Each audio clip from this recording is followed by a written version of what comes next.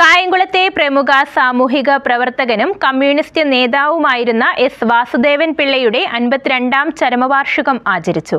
ചേരാവള്ളിൽ ക്ഷേത്ര ജംഗ്ഷനിൽ ചേർന്ന സമ്മേളനം CPIM സംസ്ഥാന കമ്മിറ്റി അംഗം P. ജയരാജൻ ഉദ്ഘാടനം ചെയ്തു.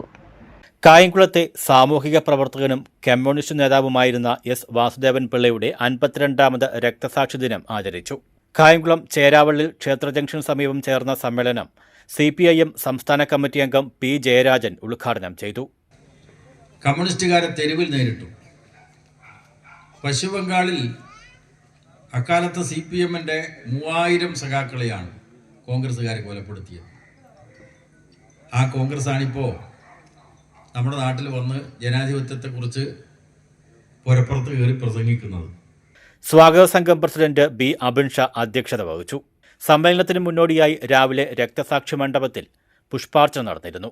വൈകിട്ട് 5 മണിക്ക് റാലിക്ക് ശേഷമായിരുന്നു പൊതുസമ്മേളനം.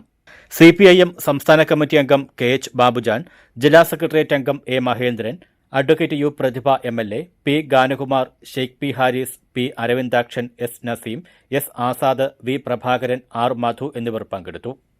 News bureau, Kayamkulam.